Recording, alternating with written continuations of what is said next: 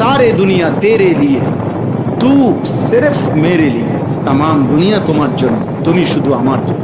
আমি শুধু তোমার সেজদা চাই, আমি তোমার গোলামি চাই। গোটা পৃথিবী আমি তোমাকে দিলাম, যাও নাও।